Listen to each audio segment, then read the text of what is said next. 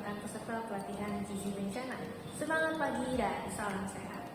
Terima kasih rekan-rekan sudah bergabung dalam pelatihan gizi bencana.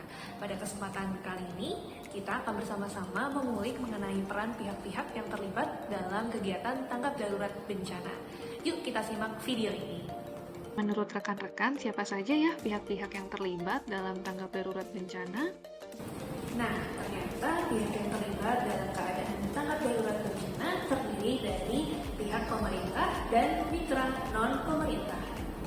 Ketika terjadi bencana, pemerintah berperan dalam menetapkan status keadaan darurat bencana. Status keadaan darurat tingkat nasional ditetapkan oleh Presiden. Sementara status keadaan darurat tingkat provinsi ditetapkan oleh gubernur dan darurat tingkat kabupaten kota ditetapkan oleh bupati atau wali kota. Selain itu, pemerintah juga berperan dalam Komando Penanganan Bencana yang dilakukan melalui Sistem Komando Penanganan Darurat Bencana atau SKPDB dan melalui Koordinasi Klaster Penanggulangan Bencana. Mekanisme klaster dan SKPDB ini saling melengkapi dan bukan untuk menggantikan satu dengan yang lainnya. Mekanisme SKPDB mengatur rantai komando penanganan darurat bencana berdasarkan tingkatan bencana. Sementara mekanisme klaster membantu perangkat SKPDB dalam mengkoordinir mobilisasi sumber daya dan pihak-pihak yang terlibat dalam respon bencana berdasarkan sektor kerja. Komando utama dari SKPDB adalah Badan Nasional Penanggulangan Bencana atau BNPB dan Badan Penanggulangan Bencana Daerah atau BPBD. Mereka didukung oleh kementerian dan lembaga terkait yang terbagi dalam klaster, termasuk TNI dan Polri baik di tingkat nasional maupun di tingkat daerah, bergantung pada skala bencana yang terjadi.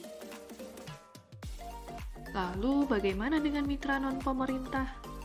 Dalam kegiatan tanggap darurat bencana, mitra non-pemerintah berpartner dengan pemerintah untuk mewujudkan tata kelola kegiatan tanggap darurat bencana yang baik. Nah, keterlibatan masing-masing pihak dapat berbeda-beda dari satu kejadian bencana dengan kejadian bencana lainnya. Hal ini bergantung pada skala bencana, tahapan respon, dan sumber daya yang dibutuhkan dalam kegiatan tanggap bencana. Nah, itu tadi ya rekan-rekan peran dari pemerintah dan mitra non-pemerintah. Sekarang kita jawab pertanyaan berikut yuk.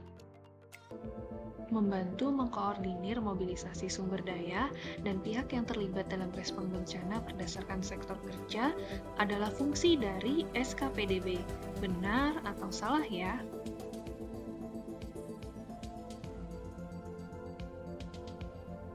Jawabannya salah.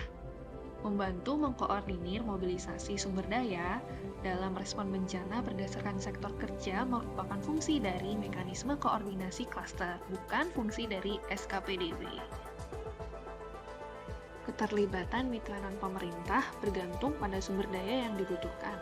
Benar atau salah ya?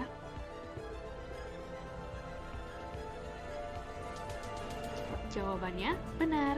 Keterlibatan mitra non-pemerintah bergantung pada skala bencana, tahapan respon, dan sumber daya yang dibutuhkan dalam kegiatan tanggap bencana. Sehingga rekan-rekan kita juga harus bisa memetakan kebutuhan dengan mitra-mitra yang ada. Itulah rekan-rekan peserta peran pihak-pihak yang terlibat dalam kegiatan tanggap darurat bencana. Terima kasih rekan-rekan peserta sudah menonton video ini dan semoga bermanfaat. Tetap semangat dan salam sehat.